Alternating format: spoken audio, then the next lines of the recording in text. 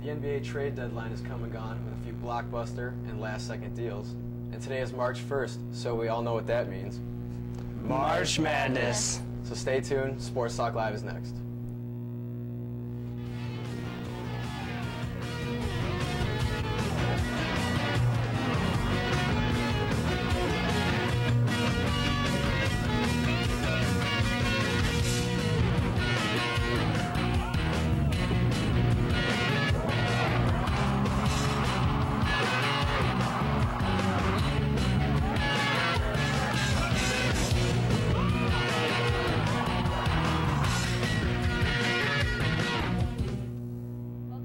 Talk Live. I'm Ashlyn Cary. I'm Drew White. And I'm Adam Smith, and let's get underway right away. We're going to start with, if you haven't noticed because of Carmelo Anthony, the trade deadline has come and gone. And what do you guys think of all the big trades? There are a few surprisers. You had the big Melo deal. What do you guys think? Last time I was on the show, I didn't think Melo would go anywhere. I told everyone, I said I think Melo's going to stay where he's at. So I'm kind of eating my words there. I was wrong. I'm happy to see him go to New York. It makes, it's always fun to have the NBA. You like it when New York's good, when the Lakers are good, and teams like that. So it definitely puts a lot of rivalries out there in the East and makes it more fun to watch. Yeah, I was definitely excited to see Anthony go to the Knicks. I think he'll definitely help the Knicks out. That we'll actually talk about that later in the show. But some other ones, Bulls traded forward James Johnson to Toronto, which I'm not sure if I was expecting that or not. And Wizards reached a buyout agreement with their guard, Mike Bobby, and placed him on the waiver. So that'll be interesting to see what happens there. Well, he just actually got picked up by the Heat. Yeah, this afternoon. Half hour ago, yep. The trade that surprised me the most, though, that I'm going to say, is the Boston. Kendrick Perkins.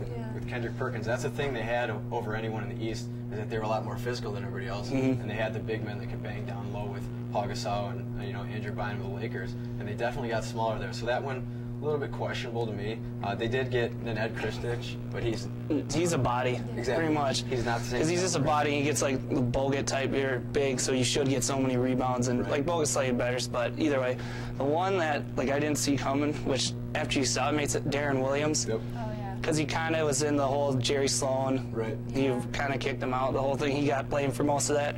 So you could see why they traded him. But then for the other side, for Utah, to get Devin Harris, who some say have already peaked, but he's still, his peak's not too bad. And Derek Favors, who they say is a couple years away, he's really raw. So you don't know about that. But either way, that one surprised me. And then Kurt Heinrich, the Hawks and Washington trade.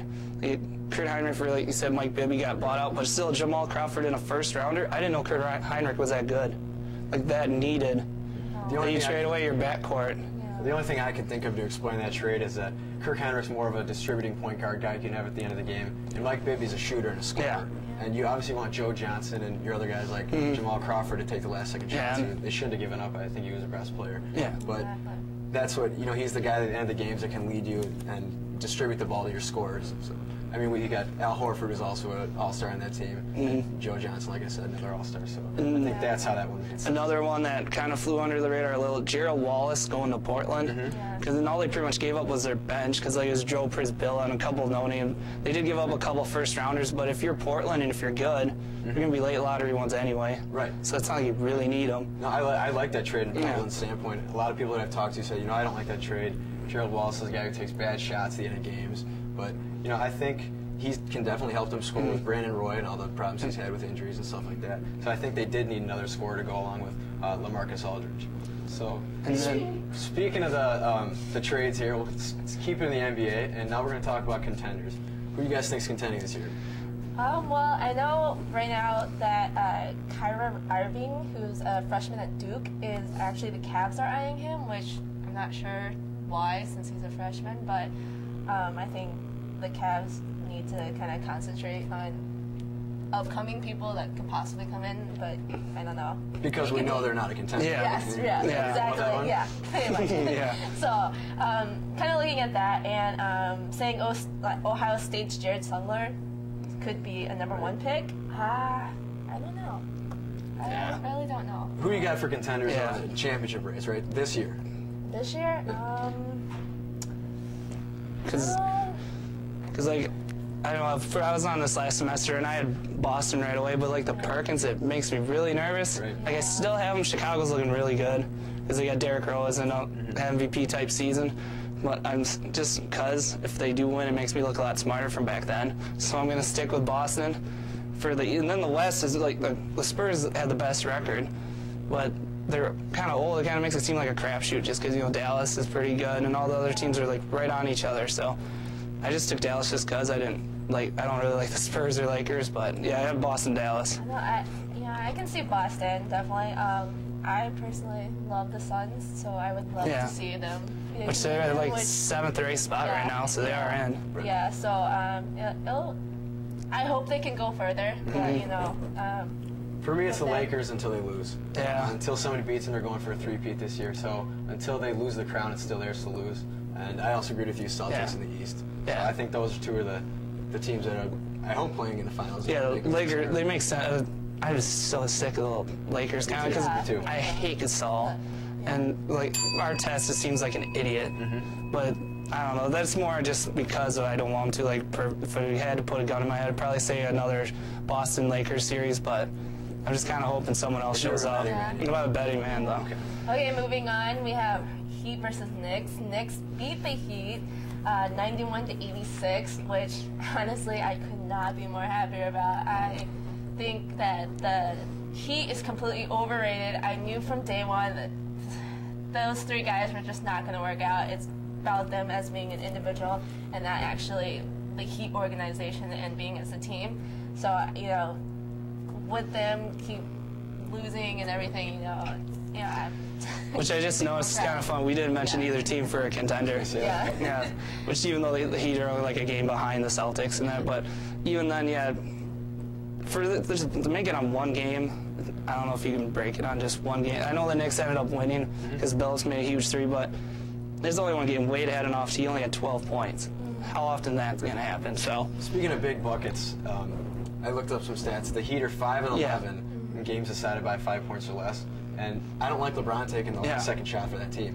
I mean, he's never been a closer. I don't think he ever will be. He doesn't have that, you know, black mamba mentality like Kobe or even Paul Pierce, who I think is the second best closer in the league. I think Dwayne Wade should be getting those shots, which I think it's unfortunate that LeBron, you know, I think he's the best player in the league, but he's not a closer whatsoever. But like for the Knicks, how they're going to make the big three, how Carmelo, they're like, are they a contender? Well, even then, you think about it, they're kind of becoming the Suns 2.0 under D'Antoni, because when the Suns were good back then with D'Antoni, they had Nash, Stoudemire, Marion, young Joe Johnson. Like, they usually had three really good players. So if you're like a Knicks fan and you're all instant championships and that, it's like, well, he has basically the same team again. So and going back to like the beginning when we were talking about how like Anthony just got traded to them, he was actually the top scorer of that game. So, you know, right there you can see that that was a great trade. But even then being top scorer, he shot the most out of anyone. He had 22 shots. So if you shoot that much, you should be the top scorer. He did show a little defense on the stretch. I just wanted to say.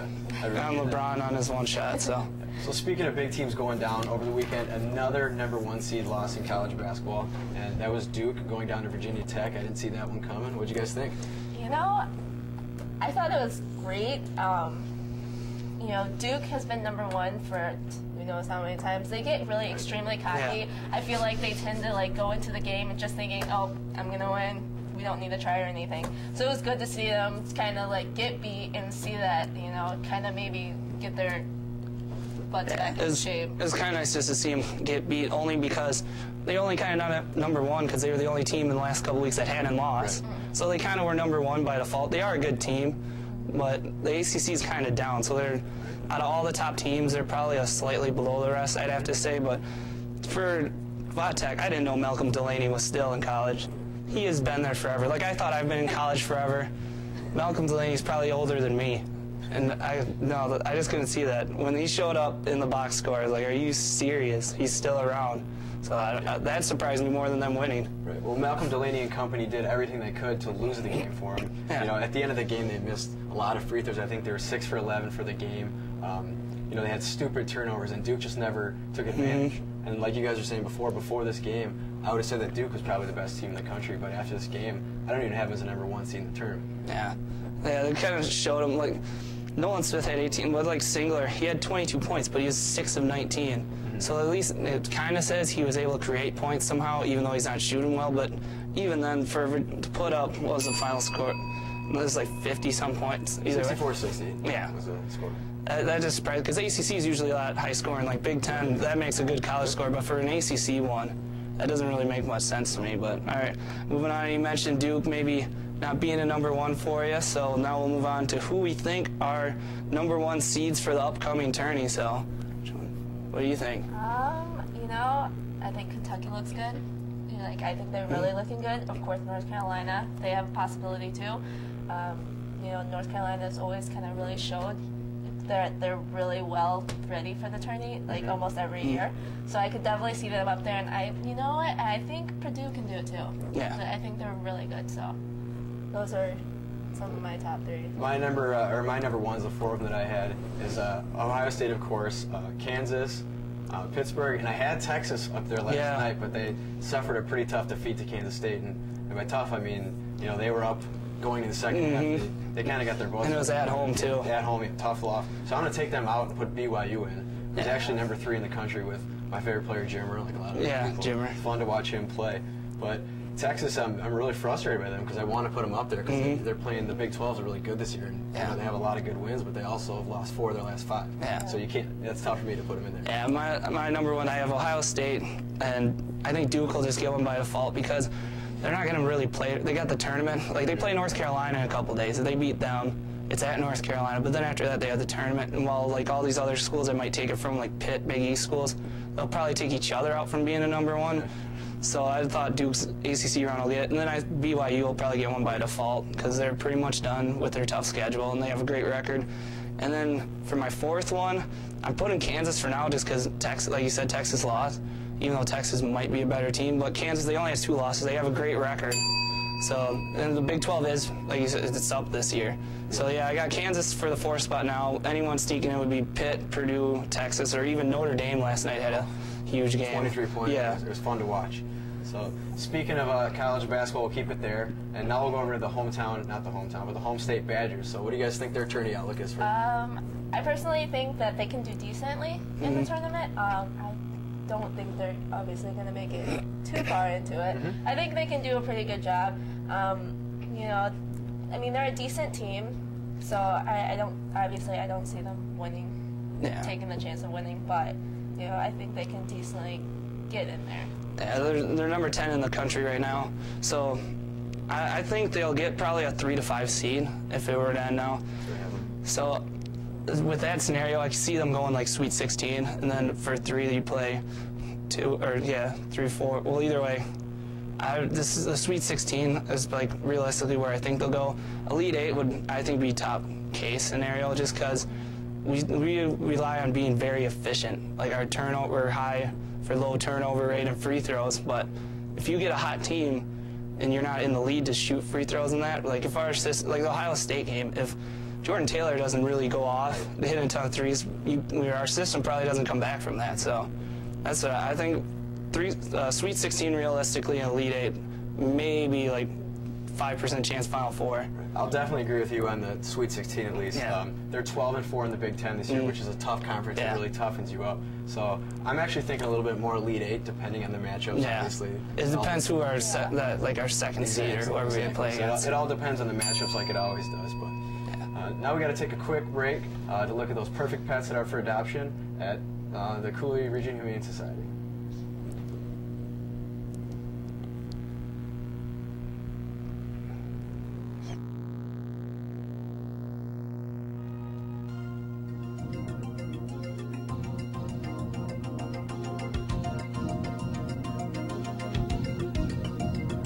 This is Navy. She is a sweet little lady. She loves car rides and to snuggle in laps. She is house trained and would do best in a home with children 10 years and older. This is Hunter. He is a family companion, eager to please and easygoing. He is a silly man who would do well with children of any age. This is Theodore. He is a domestic, medium-hair male who is cute and cuddly and loves to play, play, play. He needs a lot of great toys to play with to keep him busy. These are Timon and Pumbaa. They are brothers who are looking for a home that would love to have them both. They are sweet, cuddly, and full of energy, and love to do all fun things that kittens love to do. To find out more about adoption for these pets or others, contact the Cooley Region Humane Society at 781-4014. And again, the number